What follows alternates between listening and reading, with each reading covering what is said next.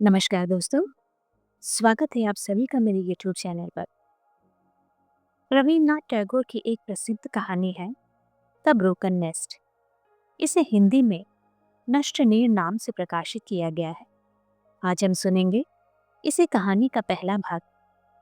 दोस्तों, अगर कहानी पसंद आए तो वीडियो को एक लाइक अवश्य दें, और अगर आप मेरे चैनल पर नए हैं तो चैनल को सब्सक्राइब करना ना भूलें। भूपति को काम करने की कोई आवश्यकता न थी। उनके पास पर्याप्त रुपया था और बाजार भी गर्म था, किंतु ग्रहों के प्रभाव से उन्होंने कामकाजी आदमी के रूप में जन्म ग्रहण किया था। इसलिए उनको एक अंग्रेजी समाचार पत्र निकालना पड़ा। इसके बाद समय की दीर्घता के लिए उन्हें फिर कभी विलाप नहीं करना पड़ा। बचपन से ही उनको अंग्रेजी में लिखने तथा वक्तव्य देने का शौक था। किसी प्रकार का प्रयोजन न रहने पर भी वे अंग्रेजी अखबार में संपादक के नाम पत्र लिखते, और वक्तव्य न रहने पर भी सभाओं में दो एक बात बोले बिना न रहते। उनके समान धनी व्यक्ति को दल में पाने के लिए राजनीतिक दलपतियों द्वारा निरंतर वाह वाह करते रहने के कारण अपनी अंग्रेजी लेखन शक्ति के संबंध में उनकी धारणा यथेष्ट परिपुष्ट हो गई थी। अंत में उनके साले वकील उमापति ने वकालत के व्यवसाय से हतोत्साहित होकर बहनोई से कहा, भूपति, तुम एक अंग्रेजी अखबार निकालो, तुम्हारे जिस प्रकार असाधारण इत्यादि इत्यादि। भूपति उत्साहित होते। दूसरे के अखबार में पत्र प्रकाशित करवाने में कोई गौरव नहीं था। अपने अखबार में स्वाधीन लेखनी को पूरे वेग से दौड़ा सकेंगे। साले को सहकारी बनाकर अत्यंत छोटी अवस्था में ही भूपति ने संपादक की गद्दी पर आसन जमाया। छोटी अवस्था में संपादकी और राजनीति का नशा बहुत जोरों से चढ़ता है। भूपति को नचाने वाले लोग भी अनेक थे। इस प्रकार वह जिन दिनों अखबार को लेकर व्यस्त थे, उन्हीं दिनों उनकी बालिका वधू चारुलता ने धीरे धीरे यौवनावस्था में पदार्पण किया। समाचार पत्र के संपादक को इस बड़ी खबर का ठीक से पता न चला। भारत सरकार की सीमांत नीति क्रमशः स्फीत होकर मर्यादा का उल्लंघन करने जा रही है, यही उसका प्रधान लक्ष्य था। धनी परिवार में चारुलता को कोई काम न था। फल परिणाम रहित फूल के समान परिपूर्ण अनावश्यकता के बीच प्रस्फुटित हो उठना ही उसके चेष्टा शून्य लंबे रात दिनों का एकमात्र काम था। उसे कोई अभाव न था। ऐसी स्थिति का सुयोग पाने पर वधू पति के साथ अत्यंत अति करती है। दाम्पत्य लीला की सीमांत नीति संसार की समस्त सीमाओं का उल्लंघन करके समय से असमय में और विहित से अविहित में जा पहुंचती है। चारुलता को वह सुयोग प्राप्त नहीं था। समाचार पत्र का आवरण भेद कर पति पर अधिकार करना उसके लिए दुरूह हो गया। युवती स्त्री के प्रति ध्यान आकर्षित करते हुए किसी आत्मीय के उन्हें डांटने पर भूपति ने एक बार सचेत होकर कहा, हाँ सच तो है, चारू के पास किसी संगनी का रहना आवश्यक है। उस बेचारी के पास कोई काम नहीं है। साले उमापति ने कहा, अपनी पत्नी को हमारे यहाँ लाकर रख दो। कोई समवयस्का स्त्री पास नहीं है। चारू को अवश्य ही बड़ा सुना सुना लगता होगा। स्त्री संग का अभाव ही चारू के लिए अत्यंत चिंत्य है। संपादक ने ऐसा सोचा और साले की पत्नी मंदाकिनी को घर में लाकर वह निश्चिंत हो गए। प्रेमोन्मेष के प्रथम मरुणालोक में जिस समय पति और पत्नी एक दूसरे को अपूर्व महिमायुक्त चिर नवीन प्रतीत होते हैं, दाम्पत्य का वह स्वर्ण प्रभा मंडित प्रत्युष काल अचेतन अवस्था में कब व्यतीत हो गया, किसी को पता न चला। नवीनता का स्वाद प्राप्त किए बिना ही दोनों एक दूसरे के लिए पुरातन परिचित अभ्यस्त हो गए। खिलने पड़ने में चारुलता की स्वाभाविक रुचि थी, इसलिए दिन उसे ज्यादा भारी न लगते थे। उसने अपने परिश्रम और नाना कौशलों से पढ़ने का बंदोबस्त कर लिया था। भूपति का फुफेरा भाई अमल 3rd ईयर में पढ़ता था। चारुलता उससे पढ़ लेती थी। यह काम करा लेने के लिए उसे अमल की बहुत सी अनुचित मांगे पूरी करनी पड़ती थी। प्रायः उसको होटल में खाने की खुराकी और अंग्रेजी साहित्य के ग्रंथ खरीदने का खर्च जुटाना पड़ता। बीच बीच में अमल मित्रों को आमंत्रित करके खिलाता था। उस यज्ञ को पूरा करने का भार गुरु दक्षिणा स्वरूप चारुलता स्वयं वहन करती। भूपति चारुलता पर कोई अधिकार दर्शन न करते थे, किंतु जरा सा पड़ा देने भर से फुफेरे भाई अमल के अधिकारों का अंत न था। इसे लेकर चारुलता प्रायः बीच बीच में कृत्रिम रोष और विद्रोह प्रदर्शित करती रहती, किंतु किसी न किसी व्यक्ति के किसी काम आना और स्नेह जनित उपद्रव झेलना उसके लिए अत्यंत आवश्यक हो गया था। अमल ने कहा, भाभी, हमारे कॉलेज में राजघराने की जमाई खास रनिवास के हाथों से बने कॉर्बेट के जूते पहनकर आते हैं। मुझसे तो सहन नहीं होता। एक जोड़ी कॉर्बेट के जूते चाहिए, नहीं तो किसी भी प्रकार पद मर्यादा की रक्षा नहीं कर पा रहा हूँ। चारू, हाँ हाँ, सो तो है ही। मैं बैठी बैठी तुम्हारे जूतों की सिलाई करके मरूं। दाम देती हूँ, जाके बाजार से खरीद लाओ। अमल ने कहा, यह नहीं होगा। चारू जूता सीना नहीं जानती और अमल के सामने वह यह बात स्वीकार करना भी नहीं चाहती, किंतु उससे और कोई कुछ नहीं चाहता, अमल चाहता है। संसार में इस एकमात्र प्रार्थी की प्रार्थना रक्षा किए बिना वह नहीं रह सकती। अमल जिस समय कॉलेज जाता, उसी समय वह छिपकर बड़े यत्न से कारपेट की सिलाई सीखने लगी, और अमल जब स्वयं अपने जूते की मांग को बिल्कुल भूल बैठा था, तभी एक दिन संध्या समय चारू ने उसे निमंत्रण दिया। ग्रीष्मकाल था। छत पर आसन बिछाकर अमल के भोजन का स्थान बनाया गया था। उड़कर बालू गिरने के भय से पीतल के ढकने से थाल ढका था। कॉलेज की वेशभूषा बदलकर मुंह हाथ धोकर तैयार होकर अमल आ उपस्थित हुआ। आसन पर बैठकर अमल ने ढकना उठाया, देखा थाल में नई बंधी ऊन के जूतों की एक जोड़ी सजी रखी है। चारुलता उच्च स्वर से हंस उठी। जूते पाकर अमल की आशा और भी बढ़ गई। इस बार उसे गुलू बंद चाहिए। रेशम के रुमाल पर फूल काटकर किनारी की सिलाई कर देनी होगी। बाहर के कमरे में उसके बैठने की बड़ी कुर्सी को तेल के दाग से बचाने के लिए कशीदे का एक गिलाफ चाहिए। प्रत्येक बार चारुलता आपत्ति करती हुई झगड़ा करती और हर बार बड़े यत्न और स्नेह से शौकीन अमल का शौक पूरा कर देती। अमल बीच बीच में पूछता, भाभी कहाँ तक हुआ? चारुलता झूठ मूठ कहती, कुछ भी नहीं हुआ। कभी कहती, इसकी तो मुझे याद भी न रही। किंतु अमल छोड़ने वाला व्यक्ति न था। प्रतिदिन स्मरण करा देता और हट करता। हठी अमल के इन सब उपद्रवों को उद्रेक कराने के लिए ही उदासीनता का प्रदर्शन करके वह विरोध की सृष्टि करती और सहसा एक दिन उसकी मांग पूरा करके तमाशा देखती। धनी के घर में चारू को और किसी के लिए कुछ भी नहीं करना पड़ता था। केवल अमल उसे बिना काम कराए नहीं छोड़ता था। शौक से किए गए इन सब छोटे मोटे परिश्रमों में ही उसकी हृदय वृत्ति की तुष्टि और चरितार्थता थी। भूपति के अंतापुर में जमीन का एक जो टुकड़ा पड़ा था, उसको बगीचा कहने में बहुत कुछ अत्युक्ति होगी।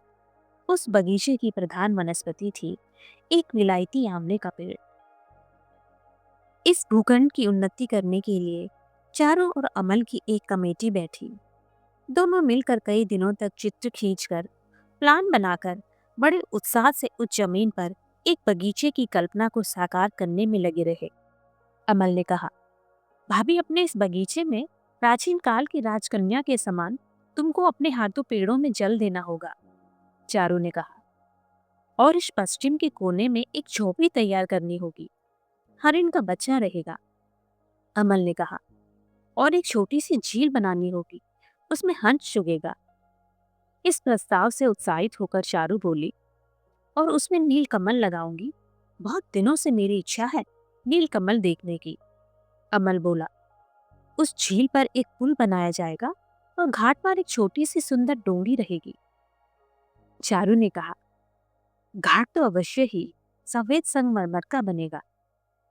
अमल ने पेंसिल कागज लेकर रूल कंपास जुटाकर बड़े आडंबर से बगीचे का एक नक्शा खींचा।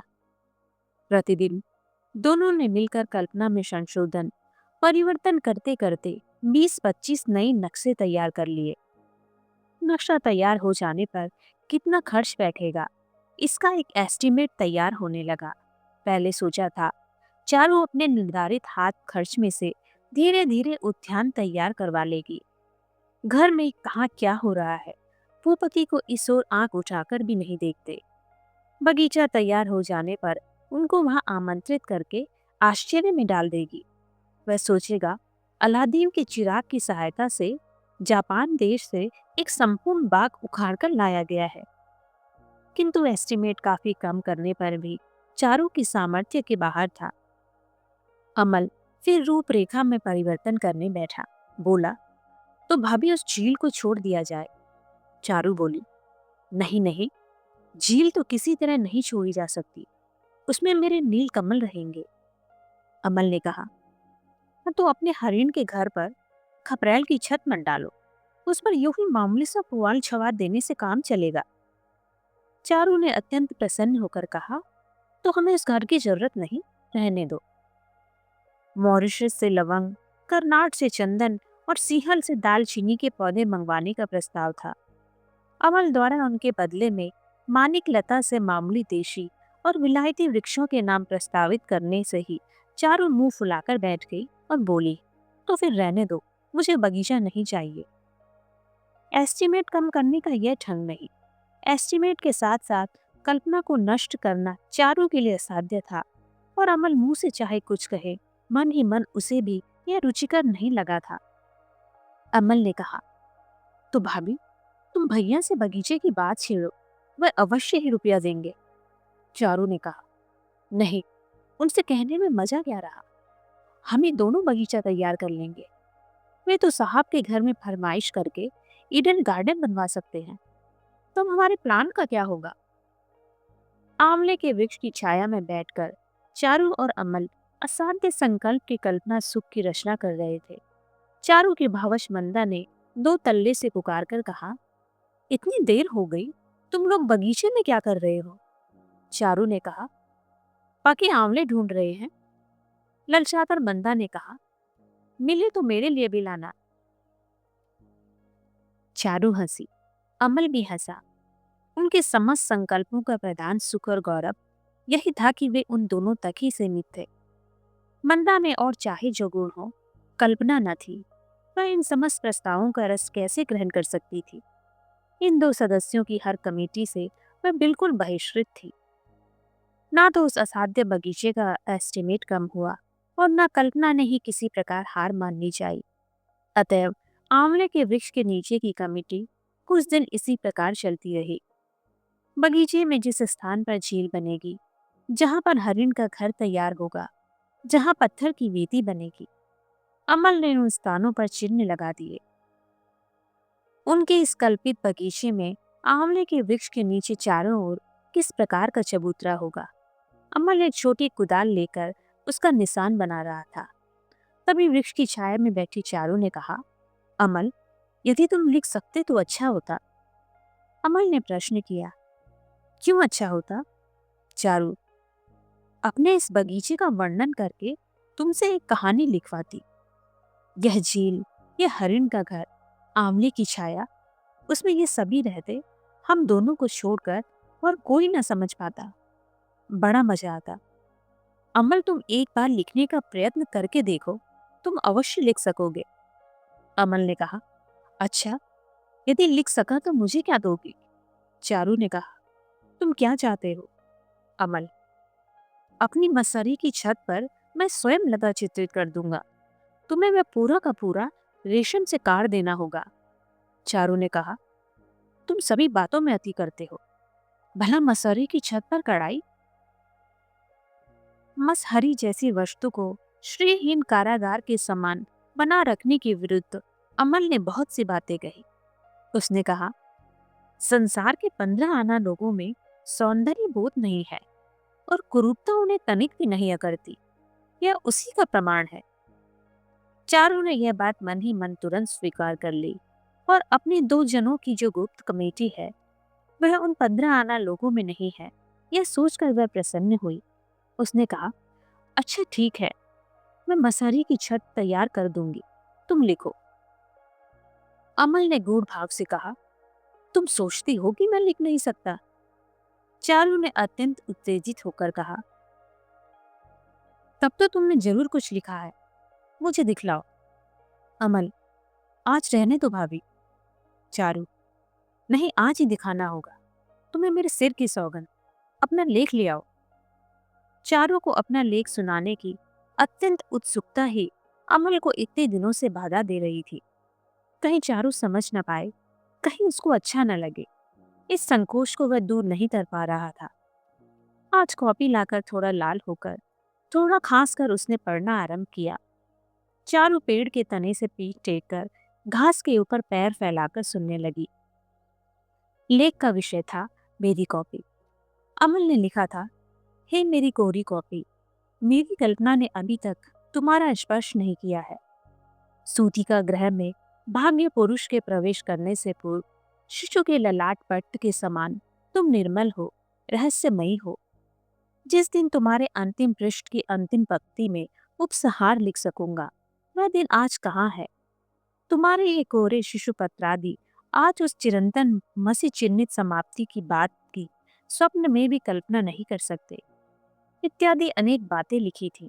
चारों वृक्ष की छाया में बैठकर स्तब्ध होकर सुनने लगी। पढ़ना समाप्त होने पर क्षण भर चुप रहकर बोली, तुम फिर नहीं लिख सकते? उस दिन उस वृक्ष के नीचे अमल ने साहित्य के मादक रस का प्रथम पान किया। साकी नया था, रसना भी नवीन, और अपहरण का आलोक लंबी छाया में रहस्यपूर्ण सा लग रहा था। चारू बोली, अमल, कुछ आंवले तोड़कर ले चलने होंगे, नहीं तो मंदा को क्या हिसाब देंगे? मूड मंदा को अपनी पढ़ाई लिखाई की चर्चा की बातें बताने की इच्छा नहीं होती, इसलिए आंवले तोड़कर ले जाने पड़े। बाग लगाने का संकल्प उनके अन्य संकल्पों की भांति सीमाहीन कल्पना क्षेत्र में कब खो गया, अमल और चारू को इसका पता भी न चला। अब अमल के लेख ही उनकी चर्चा और परामर्श के प्रधान विषय बन गए। अमल आकर कहता, भाभी, एक सुंदर भाव दिमाग में आया है। चारू उत्साहित हो उठती, कहती, चलो हमारे दक्षिण की ओर के बरामदे में, यहाँ अभी मंदा पान लगाने आएगी। चारू बरामदे में एक जीर्ण कश्मीरी बेद की कुर्सी पर आकर बैठती और अमल रेलिंग के नीचे की ऊंची जगह पर बैठकर पैर फैला देता। अमल के लिखने के विषय प्रायः सुनिर्दिष्ट ना होते, उनको स्पष्ट रूप से बता सकना कठिन था। अव्यवस्थित ढंग से वह जो कहता, उसको स्पष्ट रूप से समझना किसी के लिए संभव ना था। अमल स्वयं ही बार बार कहता, भाभी, तुमको अच्छी तरह समझा नहीं पा रहा हूँ। चारू कहती, नहीं, मैं बहुत कुछ समझ गई, तुम इसी को लिख डालो, देरी मत करो। वह कुछ समझती कुछ ना समझती, बहुत कुछ कल्पना करके, बहुत कुछ अमल के व्यक्त करने के आवेग पर उत्तेजित होकर मन के भीतर जाने क्या गढ़ लेती। उसी से वह सुख का अनुभव करती और व्यग्रता से अधीर हो उठती। चारों उसी दिन अपहरण में पूछती, कितना लिखा? अमल कहता, इतनी जल्दी क्या लिख सकता है? चारों दूसरे दिन प्रातः कुछ झगड़े के स्वर में प्रश्न करती, क्यों, तुमने वह लिखी नहीं? अमल कहता, ठहरो और थोड़ा सोच लो। चारों गुस्सा होकर कहती, चलो हटो। संध्या को क्रोध घनीभूत होने पर चारू जब बातचीत बंद करने का उपक्रम करती, तब अमल लिखे कागज का एक अंश रुमाल निकालने के बहाने जेब से थोड़ा बाहर निकालता। क्षण भर में ही चारू का मौन भंग हो जाता।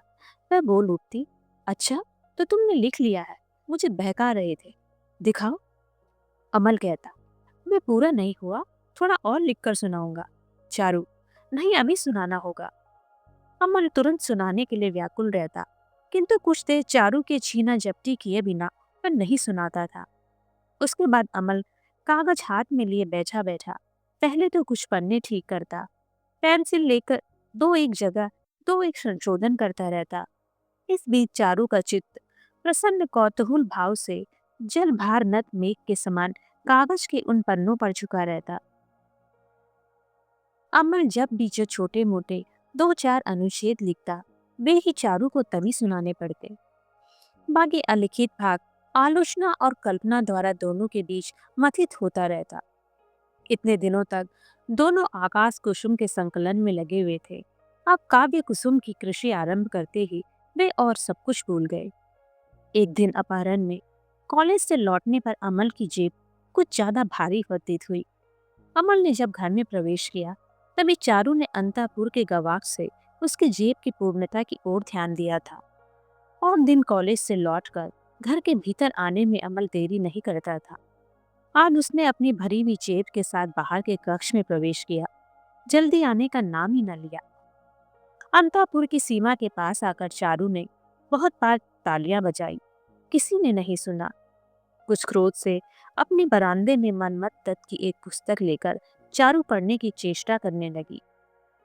मनमत दत्त नई लेखक थे। उनके लिखने की शैली बहुत कुछ अमल के समान ही थी। इसी कारण अमल कभी भी उनकी प्रशंसा नहीं करता था। बीच बीच में उनके लेखों को चारू के सामने विकृत उच्चारण से पढ़कर हंसी उड़ाता। चारू अमल से वह पुस्तक छीनकर अवज्ञा भाव से दूर फेंक देती। आज जैसे ही अमल का पद शब्द सुना तो उन्हें मनमत दत्त की कलकंठ नामक कृति मुंह के पास लाकर चारू ने अत्यंत एकाग्र भाव से पढ़ना आरंभ किया। अमल ने बरामदे में प्रवेश किया। चारू ने ध्यान भी न दिया। अमल ने कहा, क्यों भाभी, क्या पढ़ाई हो रही है? चारू को निरुत्तर देख अमल ने कुर्सी के पीछे आकर पुस्तक देखी। कहा, मनमत दत्त की गड़बड़। चारू ने कहा, उफ, परेशान मत करो, मुझे पढ़ने दो। पीठ के पीछे समीप खड़े होकर अमल व्यंग्यपूर्ण स्वर में पढ़ने लगा। मैं तृण हूँ, क्षुद्र तृण। भाई रक्तांबर, राजवेशधारी अशोक, मैं तृण मात्र हूँ। मेरे फूल नहीं, मेरी छाया नहीं। मैं आकाश में अपना सिर नहीं उठा सकता। पसंद की कोकिल मेरा आश्रय लेकर कुहू स्वर में जगत को उन्मत्त नहीं करती। तो भी भाई अशोक, अपनी उस उच्च पुष्पित शाखा से तुम मेरी उपेक्षा मत करना। तुम्हारे पैरों में पड़ा हुआ मैं तृण हूँ, फिर भी मुझे तुच्छ मत समझना। अमल पुस्तक से इतना सा पढ़ने के बाद पना बनाकर कहने लगा, मैं केले की गहर हूँ, कच्चे केले की गहर। भाई कूष्मांड भाई, ग्रह छप्पर विहारी कूष्मांड, मैं नितांत कच्चे केले की गहर हूँ। चारू कौतूहल के मारे रोष बनाई न रह सकी।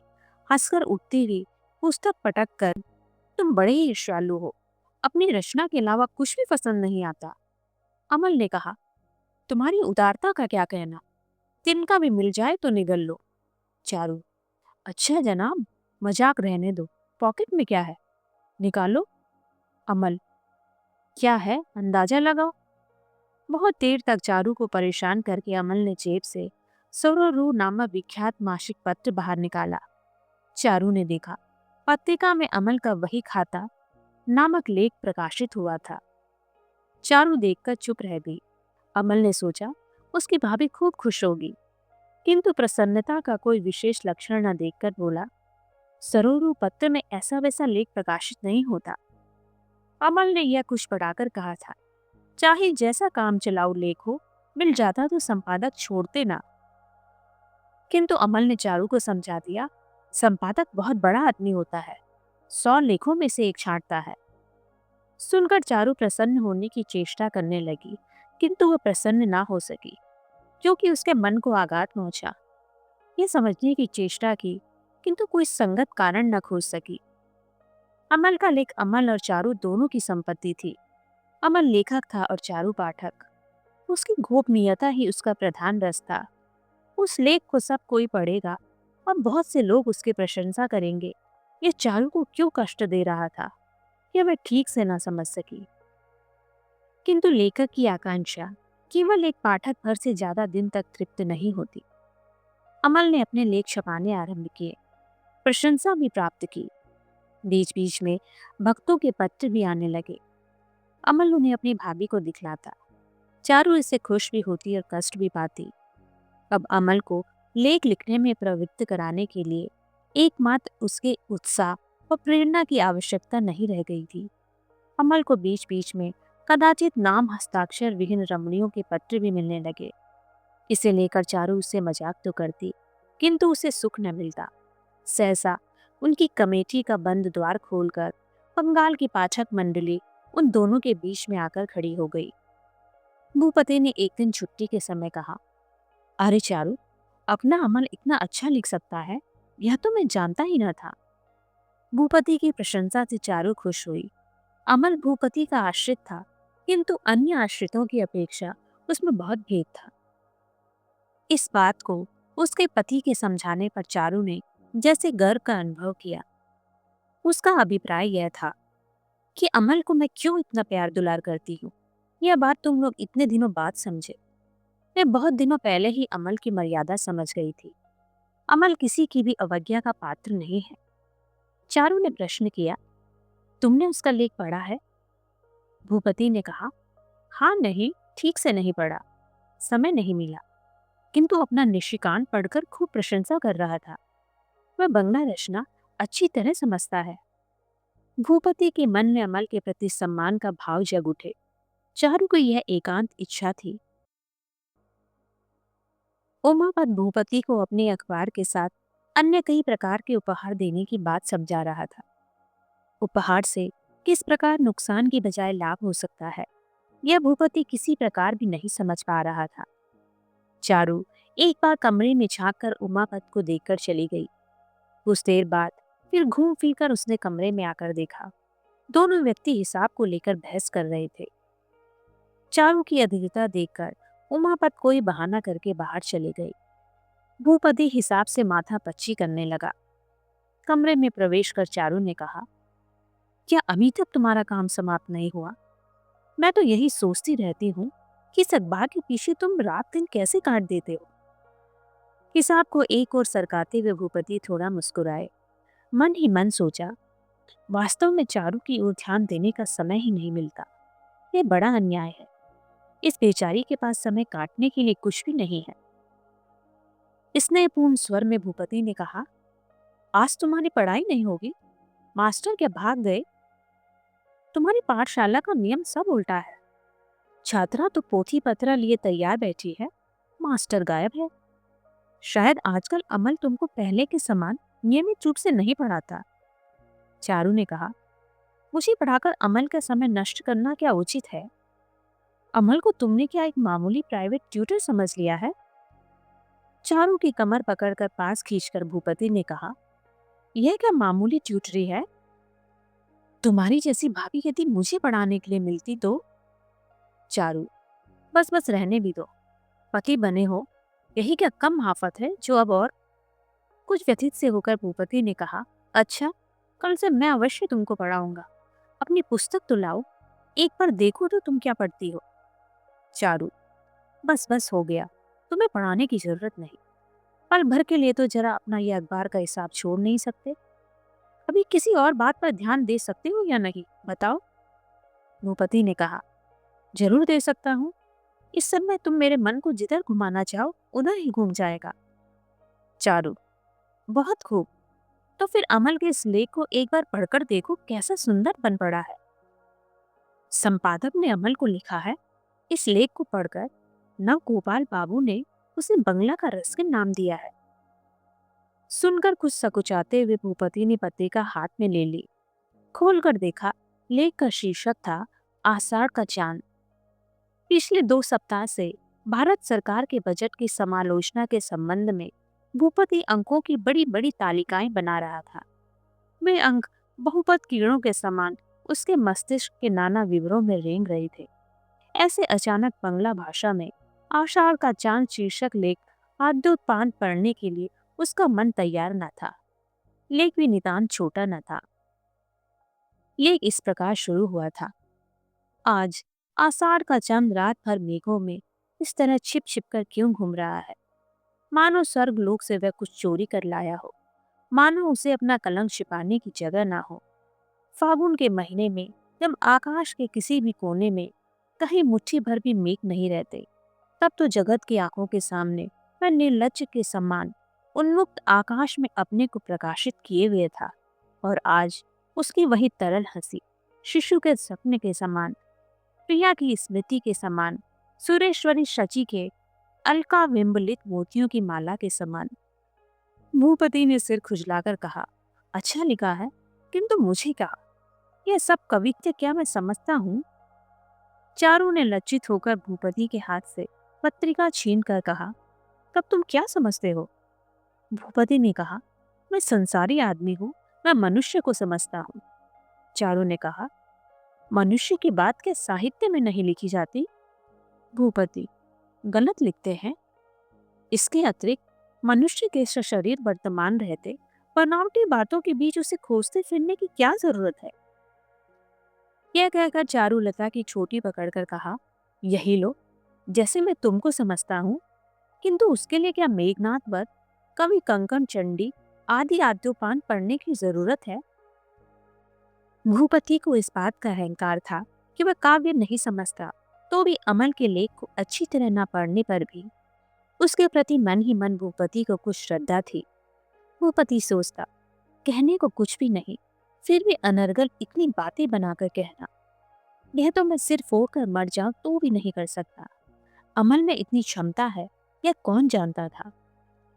भूपति अपनी रसज्ञता अस्वीकार करता, किंतु साहित्य के प्रति उसमें कृपणता नहीं थी।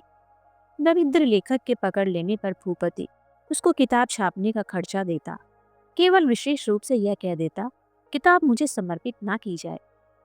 बंगला के छोटे बड़े साप्ताहिक और मासिक पत्र, प्रसिद्ध अप्रसिद्ध, पाठ्य अपाठ्य सभी किताबें मैं खरीदता। कहता, एक तो पढ़ता नहीं, ऊपर से यह खरीदू भी नहीं तो पाप भी करूंगा और प्रायश्चित भी ना होगा। पढ़ता नहीं था, इसलिए खराब पुस्तकों के प्रति उसका लेश मात्र भी विद्वेष ना था। इसी कारण उसकी बंगला पुस्तकों की लाइब्रेरी ग्रंथों से परिपूर्ण थी। अमल अंग्रेजी के प्रूफ संशोधन के कार्य में भूपति की सहायता करता था। किसी कॉपी की दुर्बोध लिखावट दिखा लेने के लिए उसने एक गट्ठर कागज पत्र लिए कमरे में प्रवेश किया। भूपति ने हंसकर कहा, अमल, तुम आषाढ़ के चांद और भाद्र मास के पके ताड़ फल पर जो चाहे लिखो, इसमें मुझे कोई आपत्ति नहीं। मैं किसी की भी स्वाधीनता में हाथ नहीं डालना चाहता, किंतु मेरी स्वाधीनता में हस्तक्षेप क्यों? वह सब मुझे पढ़ाए बिना नहीं छोड़ेगी। तुम्हारी भाभी का यह कैसा अत्याचार है? अमल ने हंसकर कहा, ठीक तो है भाभी, मेरे लेखों को लेकर तुम भैया पर जुल्म करने का उपाय निकाल लोगी। ऐसा जानता तो मैं लिखता ही नहीं। साहित्य रस विवेक भूपति के सामने लाकर अपने अत्यंत भावपूर्ण लेखों को अपदस्थ कराने के लिए अमल मन ही मन चारू के ऊपर नाराज हो गया एवं उसी क्षण यह समझते हुए चारू दुखी हो गई।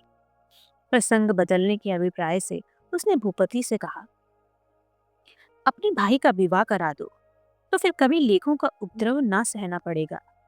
भूपति ने कहा, आजकल के लड़के हमारे समान अबोध नहीं है, तो कविता लिखने में जैसे सयाने हैं वैसे ही कामकाज में है। भला तुम अपने देवर को विवाह करने के लिए राजी कहाँ करा पाई? चारू के चले जाने पर भूपति ने अमल से कहा, अमल, मुझे इस अखबार के झंझट में रहना पड़ता है। चारू बेचारी बड़ी अकेली रहती है, कोई कामकाज नहीं है। बीच बीच में मेरे लिखने के कमरे में आकर झांक कर चली जाती है। क्या करूं बताओ? अमल, तुम उसे जरा पढ़ने लिखने में लगाए रह सको तो अच्छा हो। बीच बीच में यदि चारू को अंग्रेजी काव्य का अनुवाद करके सुनाओ तो उसको लाभ भी होगा और अच्छा भी लगेगा। चारू की साहित्य में बड़ी रुचि है। अमल ने कहा, यह तो ठीक है, भाभी यदि थोड़ा और पढ़ लिख ले तो मेरे विश्वास है वे स्वयं अच्छा लिख सकेंगी।